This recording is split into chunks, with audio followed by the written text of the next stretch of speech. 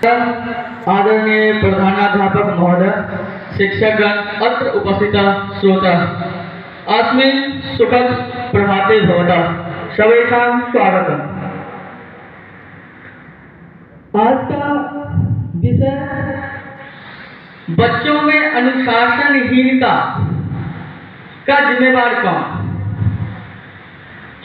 परिवार या विद्यालय। सर्वप्रथम मैं अनुशासन को परिभाषित करना चाहूँगा। अनुशासन का अर्थ क्या होता है? अनुशासन जो शासन से जुड़ा हुआ है, जिसका अर्थ है किसी नियम के अधीन रहना या नियमों के शासन में रहना, चाहे वो किसी भी कार्य क्षेत्र में हो। पीपी नन के अनुसार अपने आवेगों और शक्तियों को उस व्यवस्था के अधीन करना जो अराजकता का अंत करती है, जो अकुशलता और अपत्यय के स्थान पर कुशल और मित्रति की स्थापना करता है। एचपी मार्टिन के अनुसार व्यवहार के कुछ निश्चित नियमों का पालन करना ही या सीखना ही अनुशासन होता है। जैसे कि हमारे प्यारे बच्चों ने बताया कि अनुशासन का बीज परिवार में बोया जाता है। सही बात है।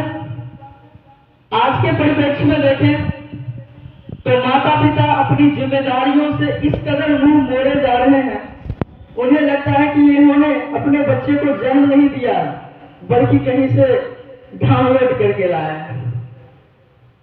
अपने जिम्मेदारियों से बचने के लिए बच्चों के हाथ में मोबाइल पकड़ा देते हैं। वो 6 महीना साल भर का बच्चा जिसे पता नहीं मोबाइल होता क्या है, उनके हाथ में मोबाइल पकड़ा देते हैं, क्योंकि उन्हें अपनी जिम्मेदारियों से बचना है। बच्चे 2-3 वर्ष के हुए नहीं, टीवी के सामने कार्टून चैनल चला के छोड़ देते हैं। बच्चे बहुत दिन उसमें रहते लगे हुए, 6 वर्ष 7 वर्ष होते रहते, जब उनकी उम्र विद्यालय आने की होती है तब तक वो शारीरिक और मानसिक रूप से कुपोषित हो चुके होते हैं। एक स्वस्थ पेड़ पौधा का विकास विद्यालय में एक पेड़ के रूप में होता है। परिवार बच्चे को एक बीज के रूप में जन्म नहीं देता, बल्कि उसे एक सुसज्जित एक स्वस्थ पौधा बना के विद्यालय में सौंपता है। और विद्यालय का काम होता है आगे उसे एक स्वस्थ वृक्ष में परिवर्तित करना, जो देश समाज सबको अपनी छाया फलों से सुशोभित कर सके। लेकिन आज के परिप्रेक्ष्य में देखिए, हर कोई अपनी जिम्मेदारियों से मुंह मोड़ रहा है, और यही सबसे बड़ी अनुशासनहीनता है।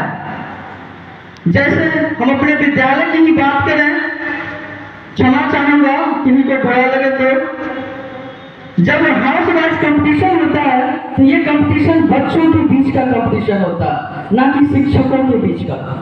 बच्चों में प्रतिभा जागृत करने के लिए कंपटीशन होता है, ना कि टीचरों के बीच अपनी अपनी प्रतिभा प्रदर्शन का।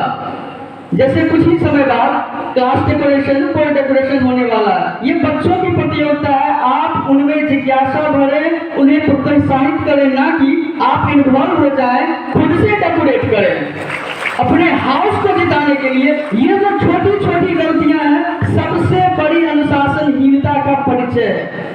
हमारे प्रधानाध्यापक ने कहा, अधगल गगरी छलकत जाए, अर्थात जिस मनुष्य में ज्ञान की कमी हो लेकिन उसे यह लग रहा हो कि वह बहुत ही ज्ञानवान है, यह सबसे बड़ी अनुशासनहीनता है।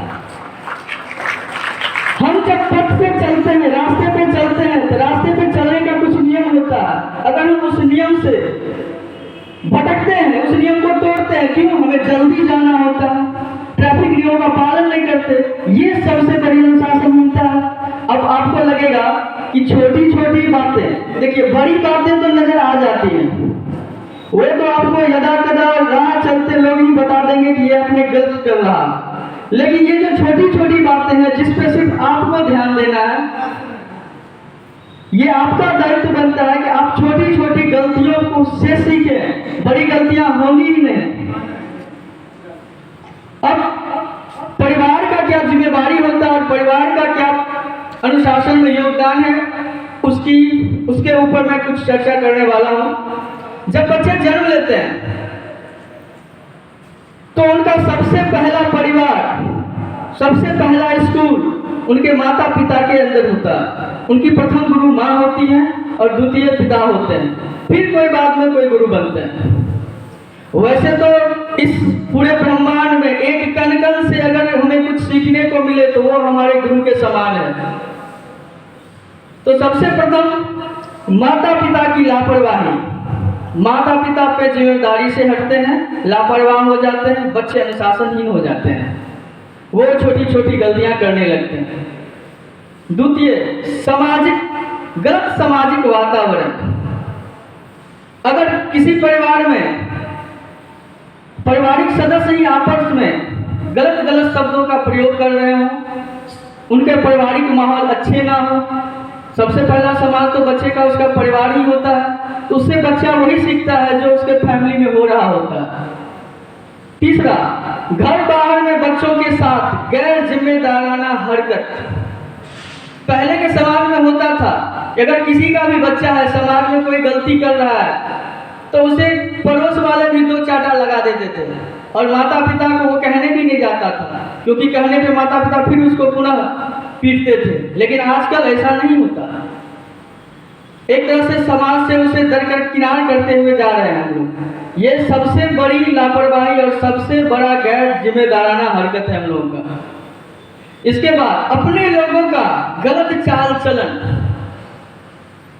बच्चे तो एक मिट्टी होते हैं, कच्ची मिट्टी, उसमें जिस प्रकार से बल पड़ेगा, चाहे वो सामाजिक हो, पारिवारिक हो, किसी भी प्रकार का हो, वो तो उसी सांचे में ढलते चले जाएंगे। बच्चों की कभी कोई गलती होती ही नहीं है। बच्चे तो भगवान के स्वरूप होते हैं।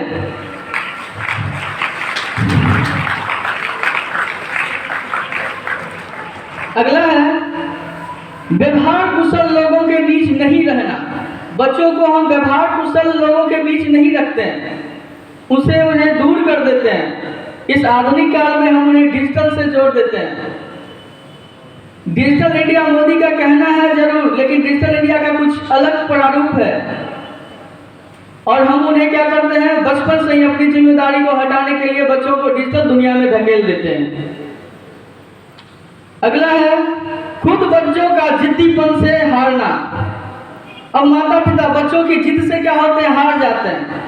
अगर आप समझाने जाओ तो कहोगे क्या करें, बच्चा है, मानता ही नहीं। क्यों नहीं मानेगा? आपने शुरुआत से उसके साथ ऐसा व्यवहार ही नहीं किया, मानेगा क्यों नहीं? अगला है बच्चों का क्षुब्ध होना या क्षुब्ध रहना। यानी कि कुछ बच्चे ऐसे होते हैं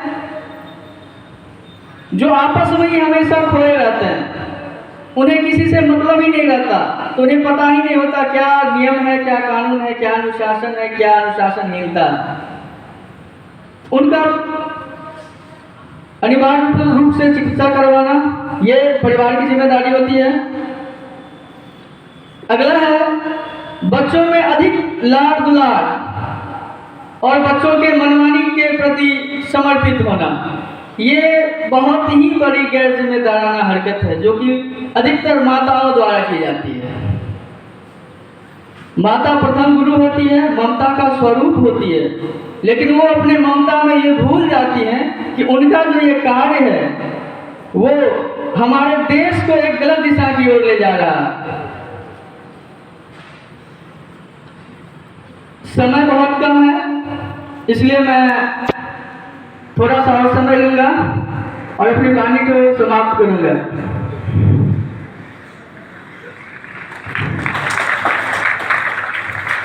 देखिए, बच्चों के जीवन में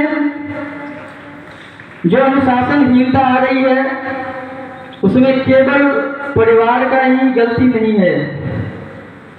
परिवार भले ही हमारा प्रथम पाठशाला होता है, लेकिन हमारा विद्यालय भी तो एक परिवार ही है।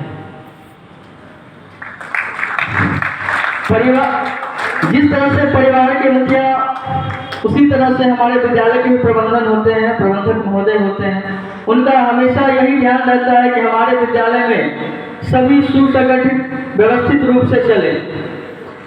तो हम शिक्षकों का एक कर्तव्य बनता है कि हम अपने विद्यालय प्रबंधन के कार्यों में सहायता प्रदान करें, क्योंकि हम बच्चों के आदर्श हैं।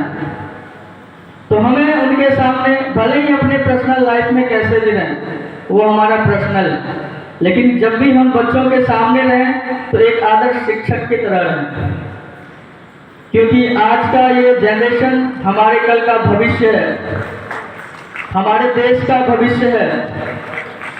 क्या कभी आपने सोचा है ये जो इतने दिनों तक बाहरी आक्रांताओं ने हमारे ऊपर शासन किया, अंग्रेजों ने शासन किया, अभी नेताओं शासन कर रहे हैं, क्यों? ये हमारे प्रधानाध्यापक महोदय कहते हैं, अधगल छलकत में हम में ज्ञान की कमी है, हमें पढ़ने ही नहीं दिया जा रहा है, उचित इतिहासों से हमें दूर रखा जा रहा है, उचित शिक्षा से हमें दूर रखा जा रहा है। तो आज हम ये संकल्प लें कि हम जिस भी कार्य को करें, उस कार्य के लिए जो भी नियम है उस नियम में रह के करें, यही अनुशासन है। और नियमों के विरुद्ध जाना, नियमों के प्रति लापरवाही दिखाना ही अनुशासनहीनता है। धन्यवाद।